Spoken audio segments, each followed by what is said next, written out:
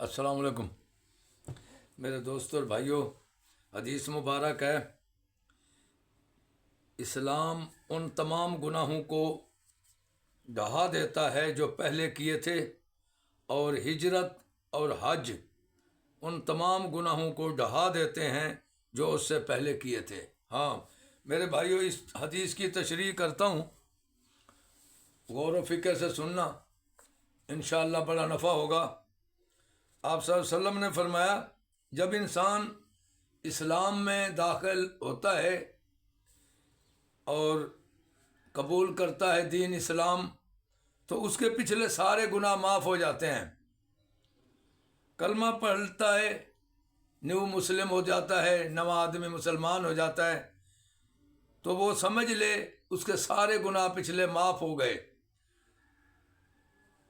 جو کچھ کیے تھے۔ جب وہ ہجرت کرتا ہے اپنے خاندان سے اور دین کی خاطر ہجرت کرتا ہے، اس کے تمام گناہ معاف ہو جاتے ہیں۔ اسی حدیث کی تشریح ہے۔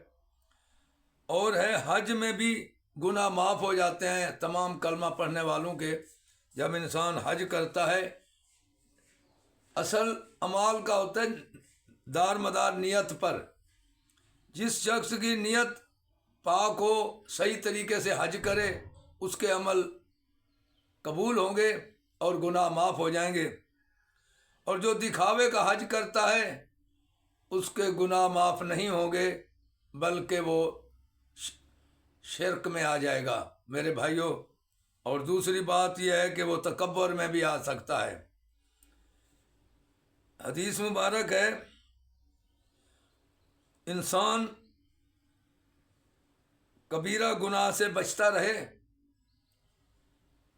بڑے بڑے گناہوں سے بچتا رہے، چھوٹی خطائیں اللہ معاف کر دے گا۔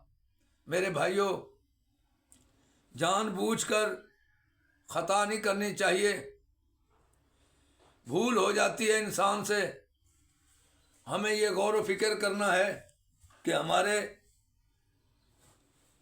باپ آدم علیہ السلام سے بھول ہوئی، تو اس بھول کی وجہ سے ہم نے محنت کرنی ہے اس دنیا میں۔ اتنی محنت کرو کہ ہم وہاں واپس جانا ہے، اسی گھر میں۔ وہ ہماری ملکیت ہے، وراثت ہے۔ مسلمان کی وراثت جنت ہوتی ہے، حدیث مبارک میں ہے۔